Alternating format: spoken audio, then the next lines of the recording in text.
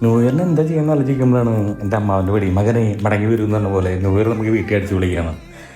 നേരെ നാട്ടിൽ ഗുരുവായൂർക്ക് പോയി രാത്രി വീട്ടിലെത്തിയപ്പോൾ കുറേ ചെരുപ്പുകളൊക്കെ ഉണ്ട്. നേരെ അകത്ത് കയറിയപ്പോൾ എല്ലാവരും ഉണ്ട്. പിന്നെ അങ്ങോട്ട് തുടങ്ങി നമ്മൾ ഒരു ബീറടിച്ചതിൻ്റെ ചിരിയായിട്ടാണ് അമ്മയുടെ കാണുന്നത്. അത് കഴിഞ്ഞും പിന്നെ നമ്മൾ തുടങ്ങി. അത്യാവശ്യം അമ്മയുടെ കയ്യിലുള്ള ഗ്ലാസ് ഉണ്ടല്ലോ, അത് ബീറിൻ്റെ അല്ലാന്ന് പറയാൻ പറഞ്ഞിട്ടുണ്ട്. ഇതാണ് ഞാൻ പറഞ്ഞ അമ്മാവൻ പൊളി കേട്ടോ. ഇതെൻ്റെ മേമ 2 ഗ്ലാസ് ബീർ കുടിച്ചിട്ടുള്ളൂ കേട്ടോ. പിന്നെ ഇവരെനിക്ക് സർപ്രൈസായിട്ടൊരു കേക്ക് വയ്ക്കും. ബെസ്റ്റ് ക്യാമറമാൻ അവാർഡ് കിട്ടിയ സർപ്രൈസായിട്ട് കേക്ക്. ഇതേ അജയേട്ടൻ വന്നു. അജയേട്ടൻ ഗുരുവിനമ്പലത്തിൽ തൊടാൻ വേണ്ടി വന്നതാണ്. പിന്നെ കേക്ക് കട്ടിങ് ആയി, എല്ലാം സെറ്റപ്പ്. പിന്നെ എല്ലാവർക്കും കേക്ക് താറുമുറ കൊടുത്തു. അത് കഴിഞ്ഞപ്പോൾ നമ്മൾ പതുക്കെ ഡാൻസിലോട്ട് കടന്നു. എൻ്റെ ഒരു വലിയേട്ടനുണ്ട്, പുള്ളി അഡ്വക്കേറ്റാണ്.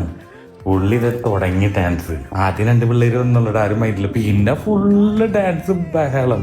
പുള്ളി US എന്ന് പറഞ്ഞാൽ ജെറ്റ്ലാഗ് അടിച്ചിട്ട് ഈ പ്രാന്തന്മാരെന്താ കാണിക്കുന്ന ആലോചിച്ചിട്ട് അവിടെ ഇരിക്കുന്നത്. പിന്നെ വീണ്ടും ഡാൻസായി. എൻ്റെ ഡാൻസ് ഞാൻ മനഃപൂർവ്വം കാണിക്കില്ല, അത്ര ബോറായിരുന്നു. പക്ഷെ എൻ്റെ അളിയൻ മാറിയിരിക്കുന്നു. അളിയന്മാരെ വിടാൻ പറ്റില്ലല്ലോ. അത് ഞാൻ അളീനെ പിടിച്ചു. അളീനെ അത്യാവശ്യം നന്നായി ഡാൻസ് ചെയ്തു കേട്ടോ, പാവം. പിന്നെ അച്ഛൻ പടക്കം പിടിക്കാൻ തുടങ്ങി. അച്ഛൻ ഈ പടക്കം 1.5 മണിക്കൂർ കൊണ്ട് പൊടിച്ച് തീർക്കണം. അതാണ് അച്ഛൻ്റെ. ഈ വീട് കത്തിക്കുമോയെന്ന് എനിക്ക് പേടി തോന്നിയിട്ടാണ്. കുഴപ്പമൊന്നും ഉണ്ടായില്ല, വീട് ഇപ്പോഴും ഇവിടെ ഉണ്ട്. ഇതിനെന്താ നിങ്ങൾ നാട്ടിൽ പറയാം? ഞങ്ങളുടെ നാട്ടിൽ ചക്രം എന്നൊന്ന് പറയാം.